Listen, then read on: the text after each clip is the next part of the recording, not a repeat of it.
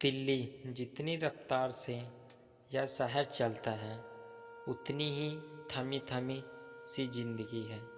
यहाँ की उन लोगों को देखकर ऐसा लगता है जैसे इन्हें इंतज़ार है किसी के आने का।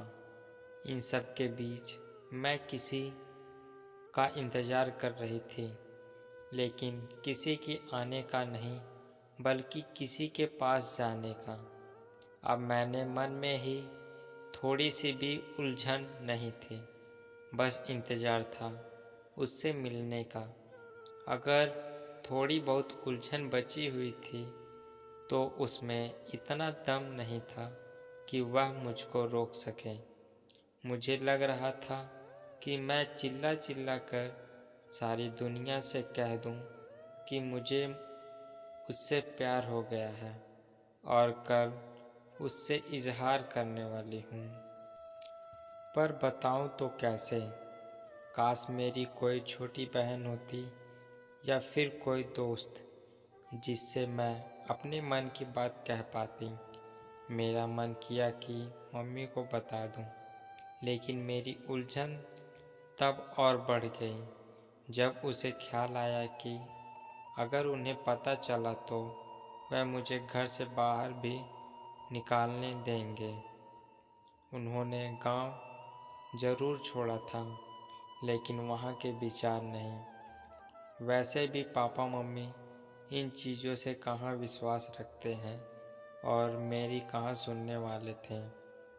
हम गांव से आकर शहर में ज़रूर रहते हैं और पापा एक उच्च पद पर सर्विसमैन भी हैं, लेकिन उनके ख्यालात अभी भी गांव वाले हैं।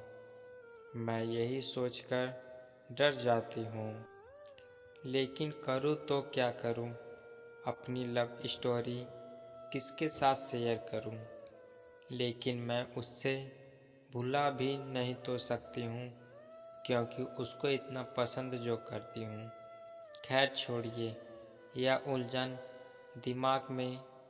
मैं अपने कमरे में आ गई और अपना हेडफोन लगाकर अपने कमरे गाने सुनने लगी और डांस करने लगी।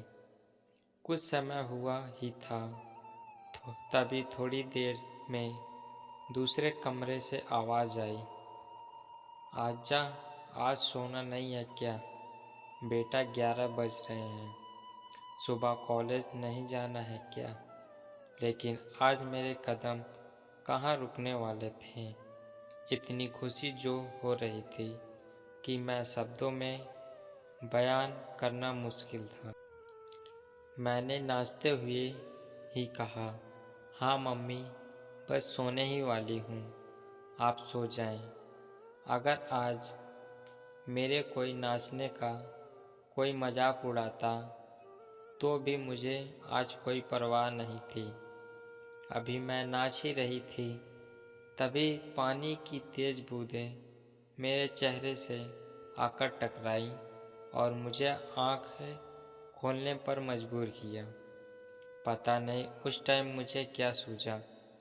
खिड़की के पास जाकर उन बूंदों के साथ खेलने लगी और अपने हाथ मुंह पर बार बार उन बूंदों को फेंकने लगी। इतने में पता नहीं मेरे मन में क्या आया।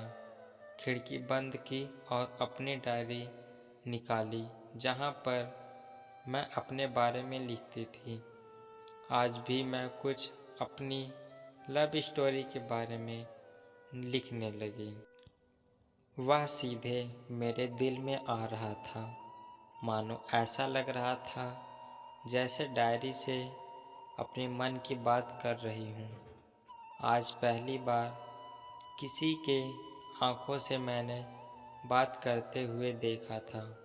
मैं उससे पास जाकर कुछ कहती, इतने में उसकी ट्रेन आ गई और उसे अपने हाथ साथ ले गई।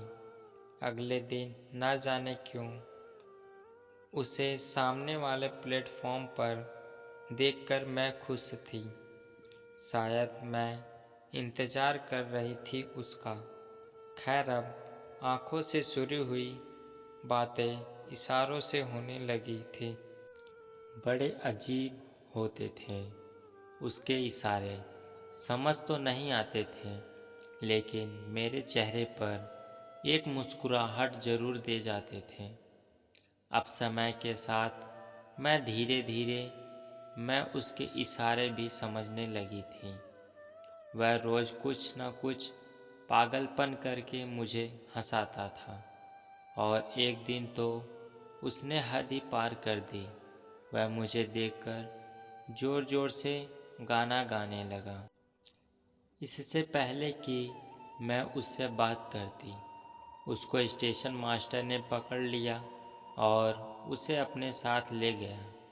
उस दिन बहुत हंसी थी मैं। शायद मुझे भी उसके इसी बचपने और पागलपन से प्यार हो गया था। उसे देखकर मुझे ऐसा लगने लगा था कि जैसे मेरा बरसों का इंतज़ार ख़त्म हो गया हो। अब ज़िंदगी ने एक रफ्तार पकड़ ली थी। यह दिन इतना तेज़ी से बीते कि हम दोनों को पता ही नहीं चला। हम दोनों हर रोज़ स्टेशन पर आकर अपनी अपनी मंजिलों की ओर निकल जाते थे। ना उससे कभी इस ओर आने की कोशिश की, ना मैंने कभी उस ओर जाने की हिम्मत जुटाई।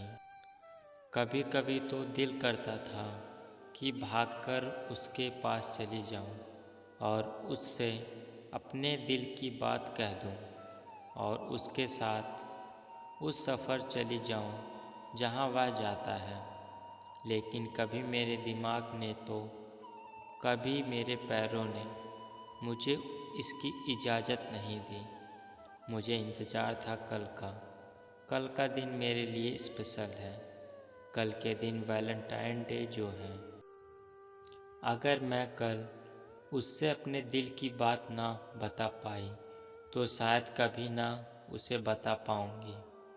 तभी मेरा ध्यान डायरी से हटकर उन घड़ियों की टिक टिक करती सुइयों ने अपनी ओर खींचा जो वैलेंटाइन डे शुरू होने का इशारा कर रही थी। मेरी नज़र घड़ी पर गई। रात के 12 बज रहे थे। आज वह दिन आ ही गया जिसका मुझे बेसब्री से इंतज़ार था। वह पूरी रात मैं नहीं सोई। उससे मिलने की इतनी जल्दी जो थी। सुबह जल्दी उठकर सभी काम कर तैयार हो गई। आज तो मैंने ब्रेकफास्ट भी नहीं किया था। उससे मिलना जो था। आज मैं प्लेटफॉर्म पर समय से पहले ही पहुंच गई और वहां पास में पड़ी बेंच पर इंतज़ार करने लगी उसके आने का। लेकिन काफ़ी समय इंतज़ार करने के बाद भी वह नहीं आया। मुझे बेचैनी होने लगी। आज तो ट्रेन भी निकल चुकी थी, लेकिन उसका कोई पता नहीं था। मेरे अंदर अजीब अजीब ख्याल आ रहे थे। पता नहीं क्या हुआ होगा, क्यों नहीं आया। वह काफ़ी समय इंतज़ार करने के बाद मुझे अंदर से रोना आ रहा था। सच कहूँ तो मैं दुखी हो गई थी। मन तो कर रहा था कि आज अपनी जान ही दे दूं, लेकिन मरना क्या करता। उससे मिलना जो था। अब मेरी आंखों में आंसू थे और वहाँ बेंच बैठकर इंतज़ार कर रही थी उसके आने का। बस इतनी सी है यह कहानी।